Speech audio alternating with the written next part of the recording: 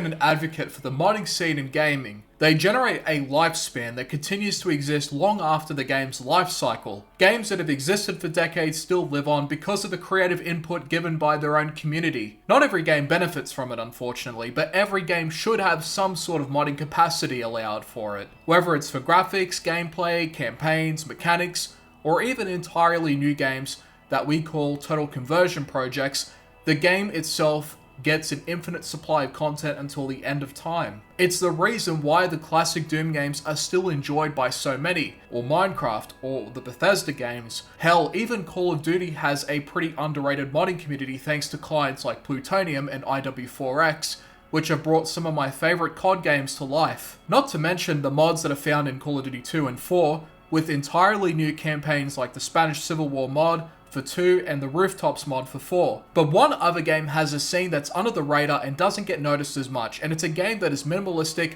hard as daggers, and getting to 500 is a real devil. That game is Devil Daggers. Even after the release of Hyperdemon, which is the successor game to Devil Daggers, the 2016 game is still played by a decent chunk of people that are not only passionate about the game, but are also constantly pushing the game to its very limits, and not just reaching a higher number in the leaderboard, but also through its modding capabilities. On the surface, Devil Daggers is just an endless survival game where you try to last as long as possible, but through the existence of the Devil Daggers asset and survival editor, the game can become more than just a survival game, or a cruel challenge that only the elite would dare to try. You have a wide range of modifications, some even provided by the developer himself, Serath. You have shaders, audio, textures, and Spawnsets that affect your gameplay entirely, ranging from time attack to race modes or different variations of survival modes. You have both the tools available to make your own mods and Spawnsets, but you also have a ready supply list of mods available to download from the get-go.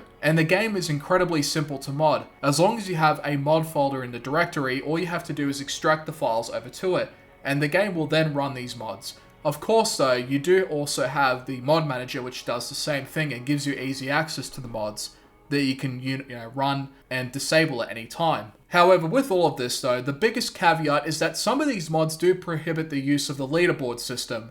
As in, if you reach 1,000 seconds, it won't be submitted because it detects you running mods, which does provide somewhat of an unfair advantage compared to those that didn't use mods. But in saying that, some of these mods do have their own custom leaderboards, which act separately from the main one. Like with Ultra Kill, this modding scene is for the most part unnoticed and relatively hidden. Mainly because games like Ultra Kill or say Devil Daggers is one of those games many will try out but quickly move on with. Devil Daggers on the one hand is a hard game. Even though I'm not very good at it, it's something that I do still enjoy personally.